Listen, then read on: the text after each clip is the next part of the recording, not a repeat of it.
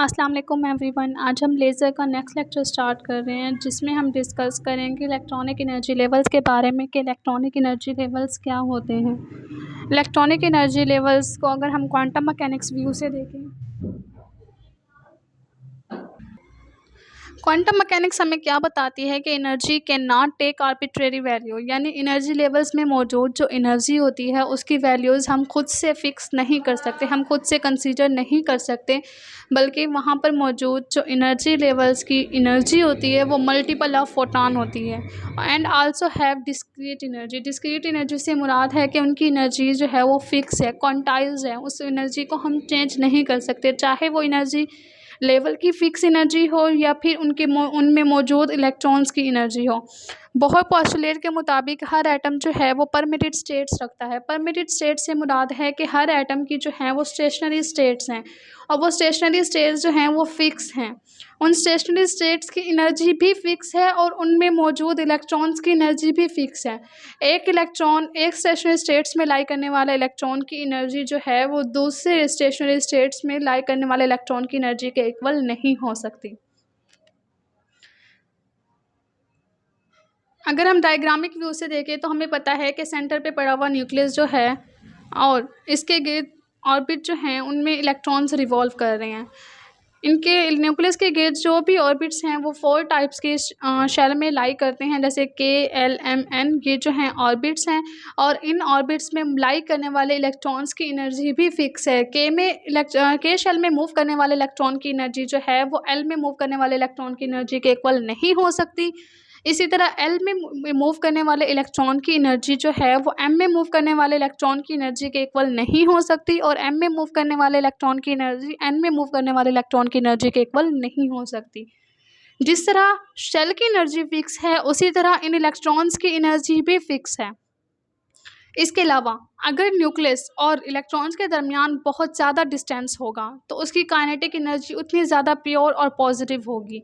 अगर इलेक्ट्रॉन और न्यूक्लियस के दरमियान डिस्टेंस कम होगा तो उसकी एनर्जी जो होगी, काइनेटिक एनर्जी जो होगी वो डिक्रीज़ होना शुरू हो जाएगी। मेरे कहने का क्या मतलब है कि ये न्यूक्लियस है और इसके गिर्द रिवॉल्व करने वाले इलेक्ट्रॉन, इस न्यूक्लियस और इस इलेक्ट्रॉन की एनर्जी जो होगी, काइनेटिक एनर्जी बहुत ज़्यादा पॉजिटिव और प्योर होगी, जबकि इसके करीब पड़े हुए इलेक्ट्रॉन की एनर्जी और न्यूक्लियस की एनर्जी के दरमियान डिस्टेंस जितना कम होगा उसकी काइनेटिक एनर्जी उतनी ज़्यादा डिक्रीज़ होना शुरू हो जाएगी। इसके अलावा अगर हम यहाँ पर बात करें कि न्यूक्लियस और इलेक्ट्रॉन जो हैं वो बाउंड है, हम यहाँ पर देख सकते हैं कि जो हमने ये शेल लिए हुए हैं ये बाउंड्री कंडीशन है इनकी, यानी इलेक्ट्रॉन जो है इस बाउंड्री से बाहर मूव नहीं कर सकता। अगर न्यूक्लियस और इलेक्ट्रॉन्स के दरमियान एक बाउंड्री कंडीशन हो, मीन न्यूक्लियस और इलेक्ट्रॉन्स कि इलेक्ट्रॉन जो है इस बाउंड्री से बाहर मूव नहीं कर सकता, अगर उनके दरमियान बाउंड्री आ जाए, उन्हें एक बाउंड्री में फ़िक्स कर दिया जाए तो वहाँ पर पोटेंशियल एनर्जी बहुत ज़्यादा हो जाती है और पोटेंशियल एनर्जी इतनी ज़्यादा डोमिनेंट हो जाती है कि वो काइनेटिक एनर्जी को निगलेक्ट कर सकते हैं। मीन काइनेटिक एनर्जी वहाँ पर मौजूद होती है लेकिन बहुत कम अमाउंट में होती है, पोटेंशियल एनर्जी के इक्वल नहीं होती। इसी तरह ये जो ऑर्बिट्स हैं ये एक्चुअल में सर्कल नहीं है, इन्हें हम देख सकते हैं कि ये हमें सर्कल की तरह नज़र आ रहे हैं कि ये ऑर्बिट हैं जिन्हें हम एज अ सर्कल ही कंसीडर करते हैं, लेकिन एक्चुअल में ये ऑर्बिट जो हैं वो वेवलेंथ के मिलने से बनते हैं। हम ये कह सकते हैं कि 2 वेवलेंथ के मिलने से के ऑर्बिट बन रहा है, या 3 वेवलेंथ के मिलने से एल ऑर्बिट बन रहा है, या 4 वेवलेंथ के मिलने से एन ऑर्बिट बन रहा है। तो ये ऑर्बिट जो हैं वो एक्चुअल में वेवलेंथ के मिलने से बनते हैं। इसके अलावा जो इलेक्ट्रॉन न्यूक्लियस के करीब होगा, न्यूक्लियस और इलेक्ट्रॉन के दरमियान जितना कम डिस्टेंस होगा, जो इलेक्ट्रॉन न्यूक्लियस के बहुत ज़्यादा करीब होगा वो एक्चुअल में ग्राउंड स्टेट में लाई कर रहा होता है। इस इलेक्ट्रॉन को एनर्जी की ज़रूरत, इलेक्ट्रॉन और न्यूक्लियस के दरमियान जितना कम डिस्टेंस होगा, मीन के इलेक्ट्रॉन जो है फ्रीली यहाँ पर मूव कर सकता है, इसे कोई एक्सटर्नल एनर्जी की ज़रूरत नहीं है कि ये अपने ऑर्बिट में रोटेट करे, लेकिन जैसे ही इसे कुछ ना कुछ एनर्जी मिलती है ये उस एनर्जी को एब्जॉर्ब करके एक्साइटेड स्टेट में चला जाता है, यानी एन शेल में चला जाता है। उसके बाद इसकी ट्रांजिशन कैसे होती है, यहाँ पर ट्रांजिशन फिक्स नहीं है कि इस एन शेल ने से मौजूद इलेक्ट्रॉन जो है वो एनर्जी को लूज़ करेगा या वो एम में चला जाएगा या एल में, उसकी ट्रांजिशन कहीं पर भी हो सकती है और इसी ट्रांजिशन को इलेक्ट्रॉनिक एनर्जी ट्रांजिशन कहा जाता है। मीन एक ग्राउंड पे पड़े हुए इलेक्ट्रॉन ने एनर्जी को एब्जॉर्ब किया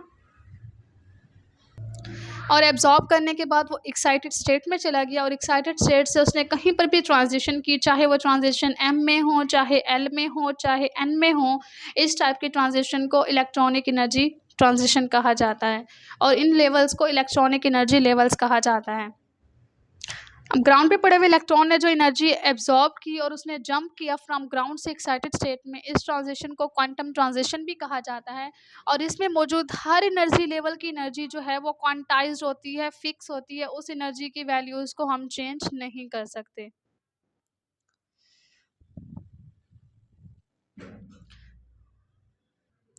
यहाँ हम देख सकते हैं कि ग्राउंड स्टेट पे पड़े हुए इलेक्ट्रॉन जो हैं ये ग्राउंड पे पड़े हुए हैं, इनके पास एनर्जी बहुत कम है। जैसे ही कोई ना कोई फोटॉन पर बम्बार्ड या इंसिडेंट कराया जाता है, वो फोटॉन ये फोटॉन को एब्जॉर्ब करती हैं और एब्जॉर्ब करके फ़ौरन एक्साइटेड स्टेट में चले जाते हैं। एक्साइटेड स्टेट में जाने के बाद इनकी ट्रांजिशन ग्राउंड पे भी हो सकती है, थर्ड लेवल पर, सेकेंड लेवल पर या फर्स्ट लेवल पर भी हो सकती है। इस टाइप की ट्रांजिशन को क्वांटम ट्रांजिशन कहा जाता है। इसके अलावा spacing between the energy level in any atom decreases as the energy level from the ground to excited state increases। यहाँ पर इससे क्या मुराद है? इससे मुराद ये है कि मीन अगर हम यहाँ पर बाउंड्री कंडीशन की बजाय कहें कि बहुत ज़्यादा इनफिनाइट लेवल्स हैं, मीन एक न्यूक्लियस के पास जो है वो बहुत ज़्यादा इनफिनाइट लेवल हैं, यानी यहाँ पर हम शेल की बात नहीं करें कि KLMN शेल है, हम यहाँ पर कहें कि बहुत ज़्यादा एनर्जी लेवल्स मौजूद हैं, तो न्यूक्लियस जितना ज़्यादा डिस्टेंस पर जाता जाएगा, मीन हमें पता है कि हर लेवल की एनर्जी फिक्स है। अगर हम KLMN को देखें तो हर लेवल की एनर्जी क्या थी? फिक्स थी। न्यूक्लियस और इलेक्ट्रॉन के दरमियान या उन लेवल्स के दरमियान जितना ज़्यादा डिस्टेंस बढ़ता जाएगा, ये लेवल्स अगर यहाँ पर इनफाइनाइट होते, 4 की जगह ये 8 या 7 लेवल होता, तो मीन ये न्यूक्लियस से जितना ज़्यादा दूर होगा तो 7 और 8 लेवल जो होंगे वो एक दूसरे के साथ समर्ज हो जाएंगे, यानी मिक्सअप हो जाएंगे। हमें ये नहीं पता चलेगा कि ये 7 लेवल है या 8 लेवल है।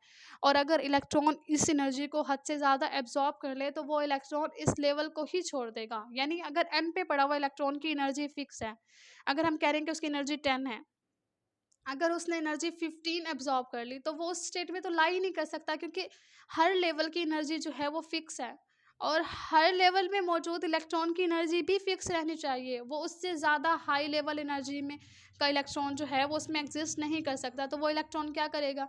वहाँ से अपने इलेक्ट्रॉन जो है वो अपनी जगह को छोड़ देगा और इस टाइप के प्रोसेस को आयोनाइजेशन कहा जाता है।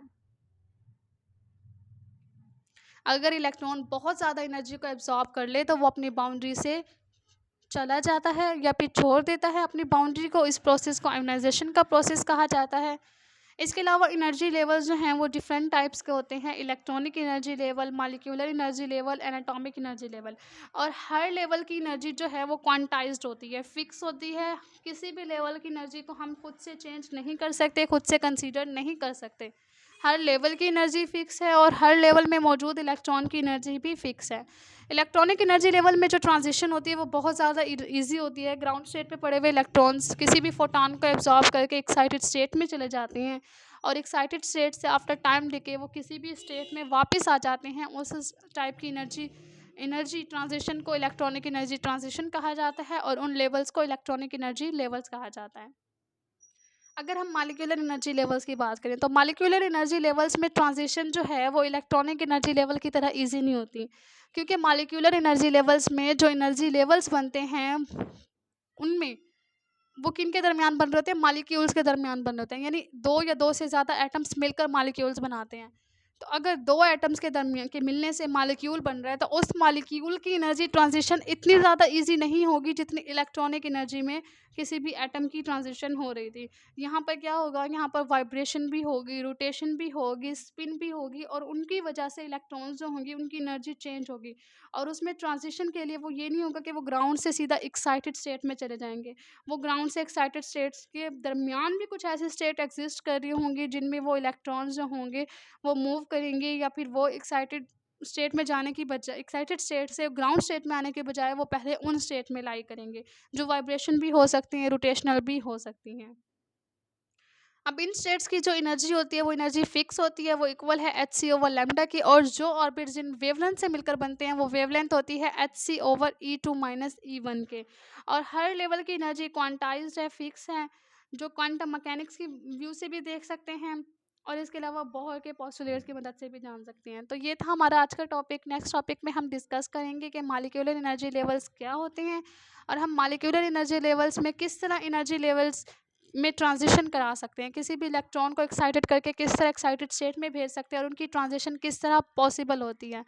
और स्पेक्ट्रोस्कोपी जो है उन मॉलिक्यूलर एनर्जी लेवल्स में किस तरह एक इम्पोर्टेंट रोल अदा करती है।